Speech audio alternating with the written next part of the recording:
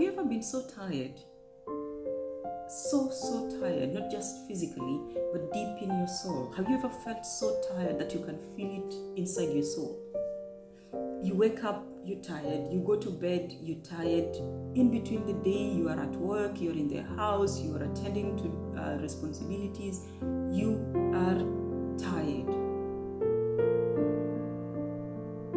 Have you ever felt that level of fatigue? That height of exhaustion that you cannot explain? Now, if you've ever been through this kind of experience, if you've ever felt this tired in your life at any given time as a mom, then I need you to understand that whatever it is that you're going through or the feeling you've got is cannot just be brushed off as being tired. That's burnout. You are extremely burnt out. You've used every single ounce of energy that is in your body, and now you're just moving about because there is nobody else to hold these responsibilities for you. There is no one to pick it up from where you are falling apart and let you get some rest. Now, burnout is something that most single African moms in the diaspora are experiencing. And this is what we are going to be talking about today. Burnout from doing every single thing alone. Now, welcome back to my channel. If this is your first time, if you're new here, this is a safe space for real, honest conversations about life in the diaspora. We are sharing our experiences out here as single moms and some of the things that we go through so that we let the rest of the single moms out in the diaspora aware that they're not the only ones that are going through this, and that they will be able to manage, they will overcome, and they will thrive. Okay, so welcome back to my channel. And if you've experienced burnout from doing things on your own, then this video is for you. If you're going through what we are going to be talking about today, then this video is meant for you. So please hang around, okay, so that you learn with us and you get inspired for your tomorrow. Now I will tell you a story about a friend of mine called Jane, who lives in one of the diasporan countries, and she works long hours because she has to take 3 shifts for her to be able to manage with the finances. Because she has 4 kids, she's alone, and she has to be able to pay the bills. I mean, when I talk about the bills out here, you guys understand what I'm talking about. Bills is one big thing when you're out here, and there is no way you will fail to pay your bills. It's not like in our African countries where sometimes you're living in your village home and you don't have to pay rent, or sometimes you don't have to pay fuel and things like that. So she wakes up very early in the morning and she has to go to work by 5 a.m. in the morning. So she has kids who are supposed to be reporting to school at 8. So one of the most difficult part of this arrangement is that she has to wake her kids up at 5 a.m., prepare them, and leave them ready so that when the bus comes to pick them up, they will be ready to be picked up. Then she has to rush out and leave the older one, who is actually just in grade 6, to organize on how they're going to get to the bus. Now, Jen has to go to another job between 1 to 3. She has to rush to another job, her second shift. From the first job, she has to rush to the second one. And after that, later, after dinner, she has to also go to another night shift for about 3 hours. Now, I want you to imagine the life that Jen is leading, and I want you to imagine the kind of life her children are living. 3/4 of the time, Jen is not anywhere, because basically she is working throughout. She's working more than 18 hours in a day. And when I say more than 18 hours, now bring in the other hours that makes it 24, where she has to be responsible for her children in the house. Now it gets to a point when she cannot feel her own body as a person. When you are extremely tired with this kind of lifestyle where Jane has to go to these 3 jobs, and at the same time when she comes back home, her kids who are younger, there is homework that needs to be finished, so she has to help her kids with homework. She needs to cook because these children need to eat. She has to clean the house every single time because anyway, you have kids, you cannot live in a dirty house. Then there are calls from home asking for support. There are calls from our African homes asking for support. Jane has 4 kids. She's working 3 jobs and working past 11 p.m. in the night. And she still receives calls from home asking for financial support. And sometimes she has to also give advice to her younger siblings. Now, one of the nights after putting her children to bed, she sat on her bed and just stared into space. She was just sitting there staring into space. And she tells me there were no tears, no words,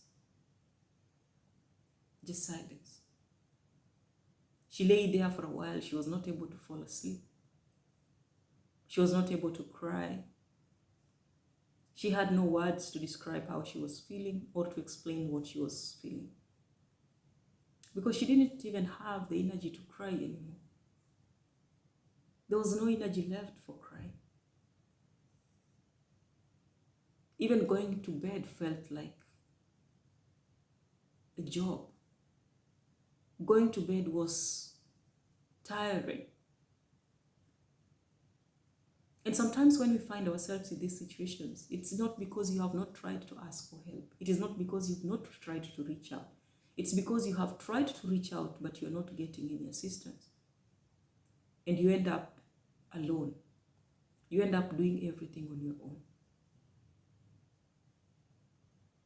Whatever Jane is going through, that is what burnout looks like. It gets you to that point where you cannot cry anymore. Burnout comes, it's not loud, it doesn't scream, it's not dramatic, it's just empty. It's more like you're living outside of yourself.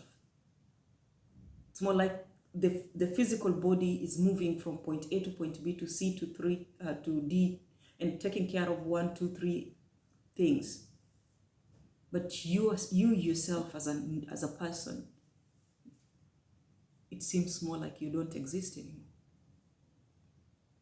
So burnout is a real thing for single African moms in the diaspora. It is one of the most difficult times of an African single mom in the diaspora.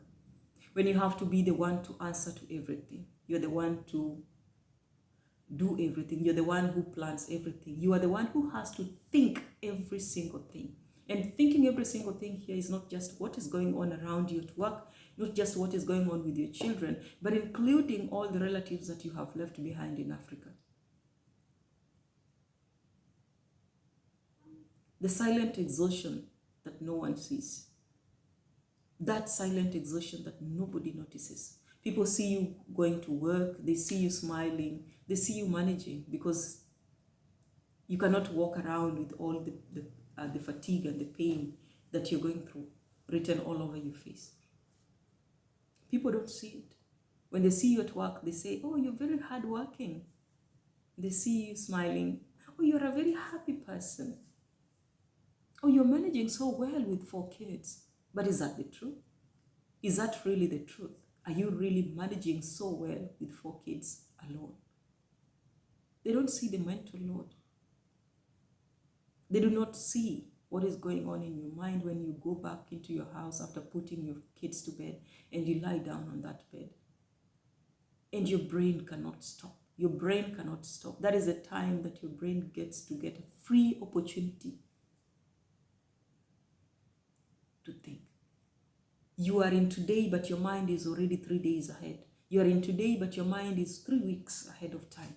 Because in 3 weeks' time, your child is supposed to be, one of your kids is supposed to be going for a competition somewhere. In 3 weeks' time, one of your kids has an appointment with the dentist. In 3 weeks' time, you're supposed to be going for checkup yourself. In 3 weeks' time, your boss had already mentioned that you are having an after work meeting that is going to take 6 hours.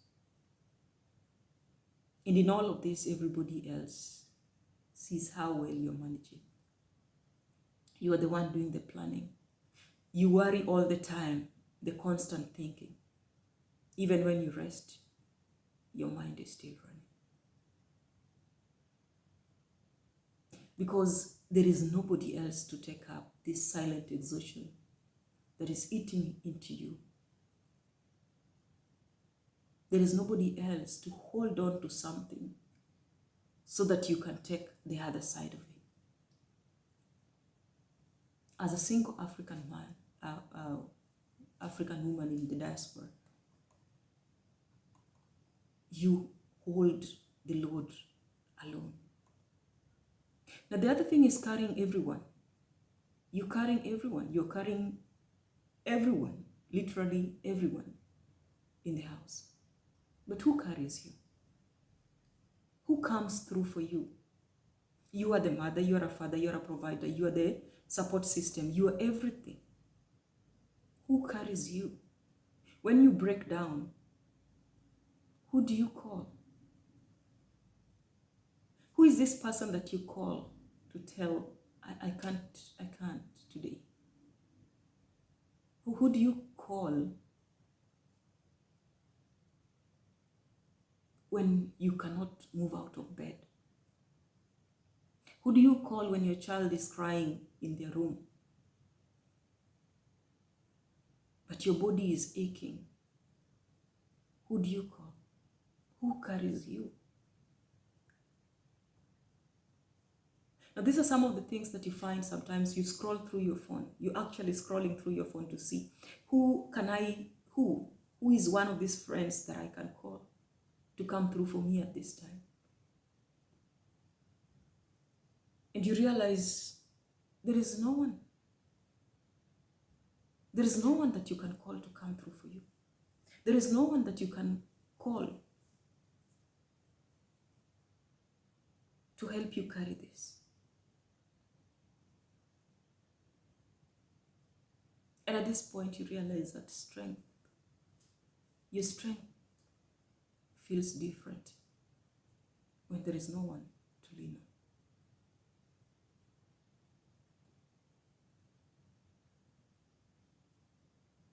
Do not let yourself break down. Do not try to do everything.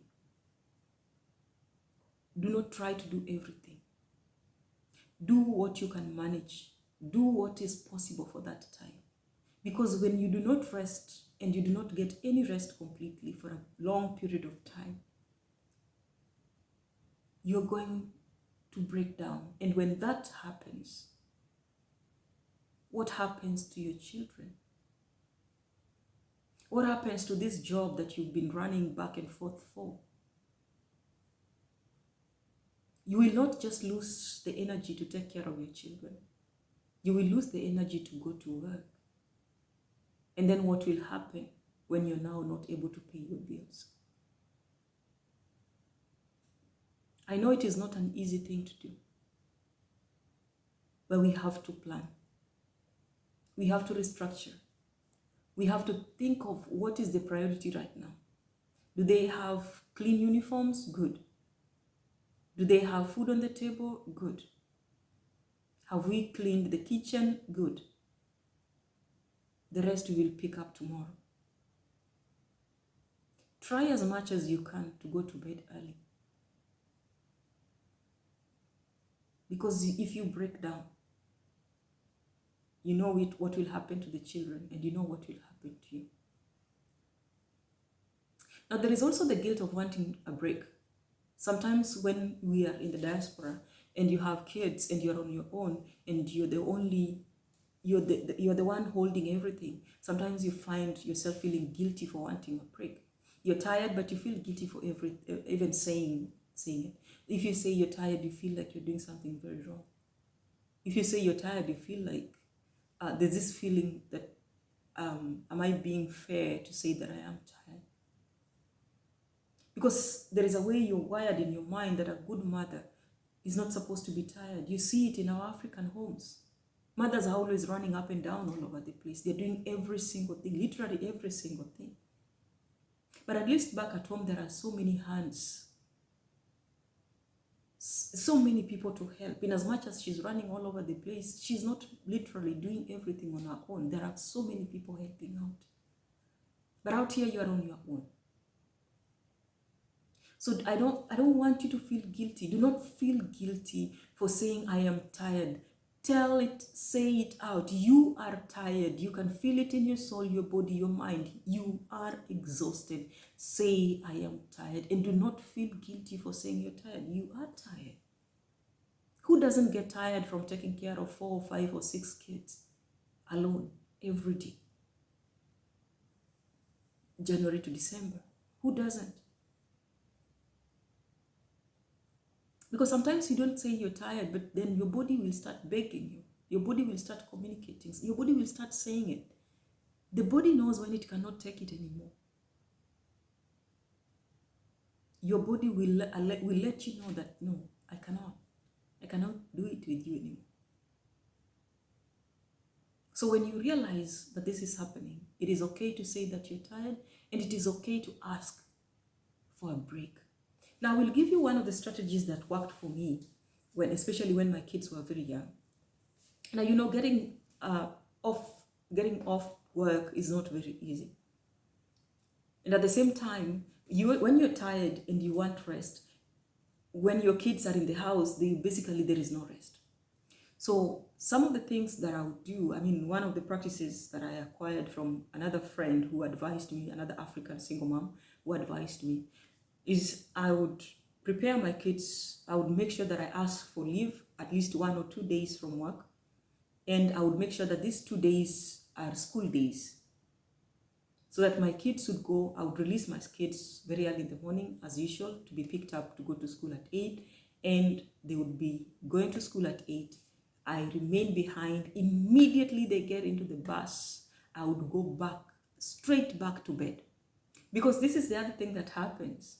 When you ask for leave, and sometimes you are actually sick, and because you are so wired to take care of everything, you find yourself, now this is the time for you to clean, to do laundry, to cook, and to do all sorts of things. You're basically not resting. Your body wants you to shut everything down and just rest. So I would release my kids for school, and soon after that, I would go back to bed. And because I know very well that they're coming back by 3, I would set my alarm for 3. I would sleep the whole entire day up to 3. I will have rejuvenated somehow. So by the time they're getting in, we start off from there, from doing homework, from preparing dinner, and working out things very quickly, and we go back to bed. By the time I'm going back the next day, or after those 2 days, at least somehow, I will have regained my energy. So this is something that you can put into practice. Ask for half a day, ask for a day, and do not use that day to finish all the rest of the duties in the house, the chores in the house. You cannot complete everything. Remember, you took this day off because you are exhausted and you need to rest. So put that to use. Go straight to bed and sleep. Take a rest. Don't watch any TV or any movie. Just lie down, close your mind, close your brain, close your thoughts, shut everything down, and just rest. Because when you do this, you're rejuvenating for you, for your health, for your children, and for your job. So this is one of the things that I practiced. I still do it. And I'm hoping that it can help you. Now, there is also the financial pressure that comes, the financial overload that comes every single minute. It never ends. So you realize that you're not just financing your own life. You're not just financing the life of your children. You're not just financing your life abroad. You are also financing lives of the rest of the people that you left behind in Africa. And every single time you get calls about this money, that money, this money. Now, if we look at the example that I gave you about our friend Jane, who works 3 jobs. For Jane to be working 3 jobs, it means that the money that she's getting from job A or job B is not even enough to finance her own life with her children in the diaspora. And now she also has to finance people's lives out of where she lives. And I need you to realize one thing. It doesn't matter how long you're going to finance the life of your relatives. It will never be enough. There is no day that you will say, okay, I have been financing you for 2 years or for 3 years or for 7 years, and now I am done. It never comes to an end. It never stops. And this is one of the areas that most single African moms suffer a lot. Because no one is willing to understand. Nobody stops to understand that you are alone as a single mother. You are alone with children. You are the one with the burden of every single thing. And you have nobody else to call to help with these finances. But still, you have to help out back in Africa. I do not want to go deep into this discussion about finances because it triggers so many African single moms. I've seen women who cry, not because they have issues with finances within their houses, but because they are torn between, I only have this little amount of money. I need to buy food, I have to buy books, I have to buy things for my children, I have to transport, fuel, and finance my transport to and from work every single day. I do not have anything else left, yet I'm still getting calls after calls after calls from home asking for money. I need you to realize that some of the level of burnout that you're going through has nothing to do with your health, has nothing to do with the amount of work you're doing in your house. Some of it is financial. So you need to think about how do you want to, and how long do you want to go through this process of financing your relatives back in Africa. It is exhausting. It is exhausting to know that you have to work shift after shift after shift after shift just to send money. Not to people who are not capable,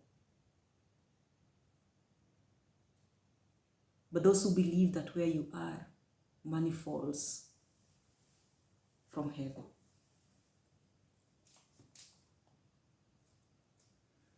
Now, the other thing that we battle or we go through a lot that brings in excessive burnout also is the loneliness in the responsibility. It is not the loneliness of being single. It is not the loneliness of not having a partner. It is the loneliness of doing everything alone. You are carrying the weight on your own.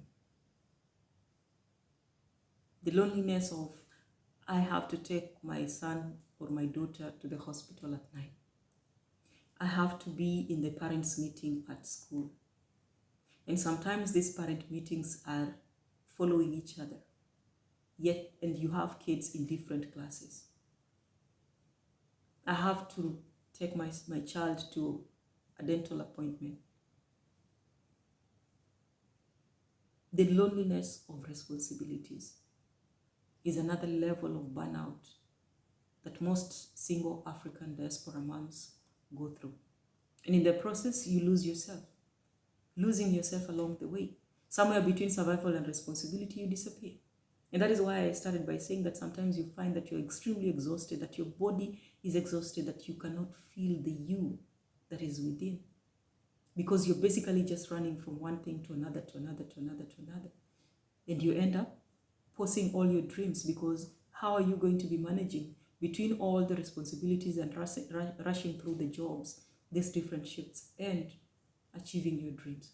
Your needs are also ignored because you're focusing on how The kids, how comfortable are my kids? Are they okay? Are they safe? Have they eaten? Have they showered? Have they done their homework? Have they prepared for tomorrow? Have I attended that meeting at school? I'm supposed to be at work by 7:30. Those things take away everything from you. And one day you ask yourself, what really happened to me? What happened to me? At what point did I leave myself behind? At what point? And you're not able to trace back to when did they start? When did you abandon yourself? When did you forget yourself? At what point did I desert me completely?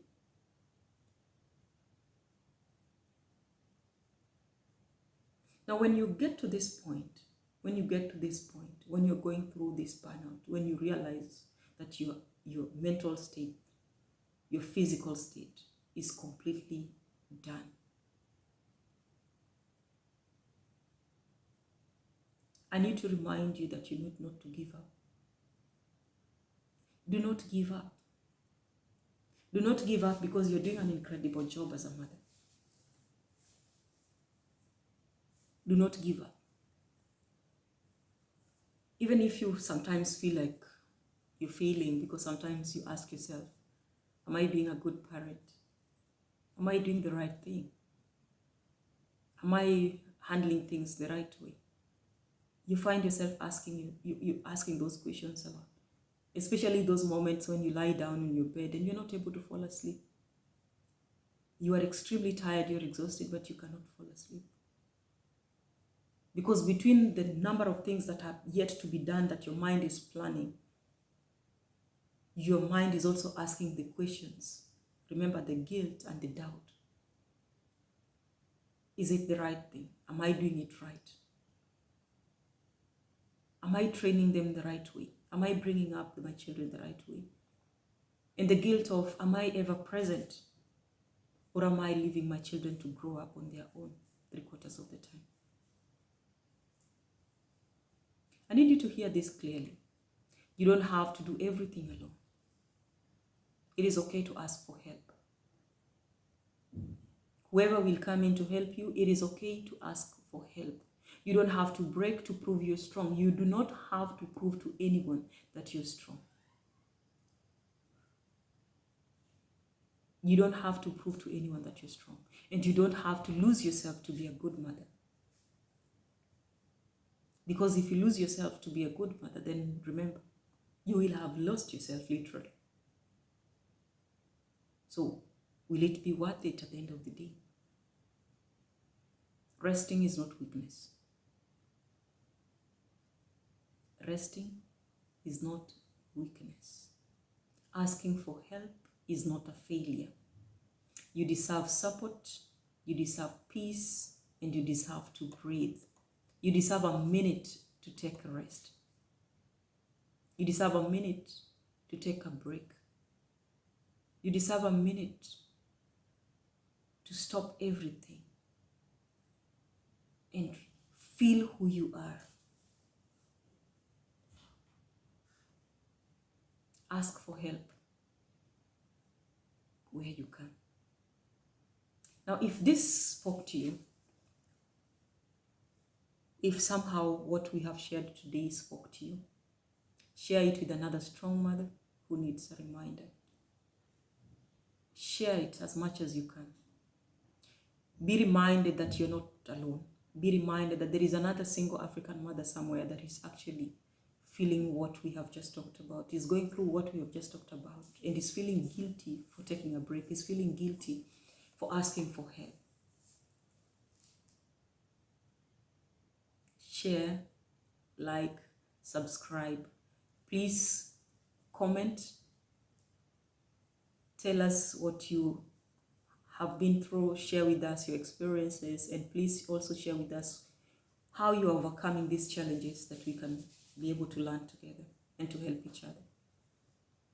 I would like you to know that you are strong, but you should not be strong alone. You are strong, but you should not be strong alone. It is okay to ask for help. It is okay to take rest. It is okay to need a peaceful moment away from the screaming, the shouting, and the crying of your babies. It is okay.